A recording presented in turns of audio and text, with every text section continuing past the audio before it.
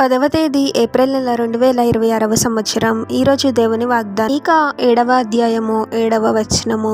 రక్షణకర్తయగు నా దేవుని కొరకు నేను కనిపెట్టియుందును. నా దేవుడు నా ప్రార్థనను ఆలకించును. సహోదరి సహోదరులారా, ప్రభు కోసము, ప్రభు నిర్ణయించిన సమయం కోసము ఓపికతో విశ్వాసంతో కనిపెట్టే వారముగా మనం ఉండాలి. మన అవసరాల నిమిత్తము మన జీవితాలలో కొన్ని కార్యాలు జరగాలి అని కొన్ని వారాలుగా, నెలలుగా, సంవత్సరాలుగా ప్రార్థిస్తూ ఉంటాము. కొన్ని అనుకున్న సమయానికి జరిగితే మరికొన్ని ఆలస్యం అవుతూ ఉంటాయి. ఇటువంటి సమయంలోనే మన నిజమైన విశ్వాసము బయటపడుతుంది.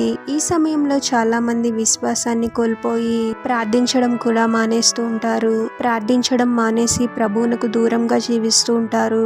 మరికొంతమంది ఎదురు చూసి విసిగిపోయి ప్రభువుని దూషించే పరిస్థితిలోకి కూడా వెళ్ళిపోతూ ఉంటారు. ఇది మనకు ఎంతో నష్టాన్ని కలిగిస్తుంది అని గ్రహించాలి.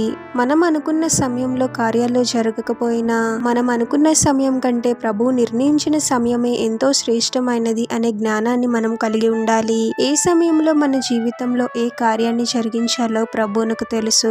నా ప్రార్థన ప్రభు ఆలకించడం లేదు, నేను ఇంకా ప్రార్థించను అని అనుకోవడం వలన మనకే మంచిది కాదు. మన ప్రతి ప్రార్థనను ప్రభు తప్పకుండా ఆలకిస్తాడు. కానీ మనం అనుకున్న సమయంలో కాదు, కానీ ప్రభు నిర్ణయించిన సమయంలోనే ఆ ప్రార్థనకు సమాధానం వస్తుంది. మీరు ఎటువంటి పరిస్థితుల్లో ఉన్నా మీ ప్రార్థనలకు ఇంకా సమాధానం రాలేదు అని బాధపడుతూ ఉన్నా ప్రార్థించడం ఆపవద్దు. విశ్వాసంతో ప్రభు సన్నిధిలో మొరపెట్టండి. తగిన సమయంలో మీరు అనుకోని విధంగా ప్రభువే అద్భుతమైన మార్గాలను తెరిచి మీకు సహాయం చేస్తాడు. ప్రార్థన.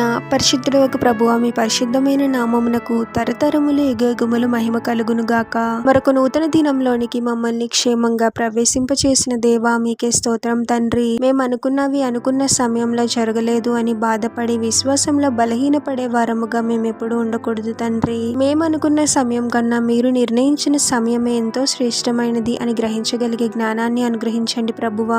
మా ప్రతి ప్రార్థన మీరు ఆలకిస్తున్నారు అనే విశ్వాసంతో మొరపెట్టాలి తండ్రి. పరిస్థితులు వ్యతిరేకంగా ఉన్నాయి అని బాధపడి కృంగిపోయే వారముగా కాకుండా ఎటువంటి పరిస్థితినైనా నా దేవుడు అద్భుతంగా మారుస్తాడు అని నమ్మకంతో ప్రార్థించాలి తండ్రి. మా జీవితాలలో మీరు జరిగించబోయే క్రియల కోసము ఓపికతో విశ్వాసంతో కనిపెట్టే వారముగా మమ్మల్ని దీవించమని, ఈ ప్రార్థనలో ఏకీభవిస్తున్న ప్రతి ఒక్కరిని పేరు పేరున దీవించి ఆశీర్వదించి అభిషేకించమని, వారు చేసే ప్రతి పనిలో మీరే వారికి తోడుగా ఉండి వారిని అన్ని కీడుల నుండి, అపాయంలో నుండి మీరే వారిని రక్షించమని ఈ మా మనవులన్నీ యేసుక్రీస్తు వారి పరిశుద్ధ నామంలో అడిగి వేడుకొనుచున్నాము తండ్రి. ఆమెన్.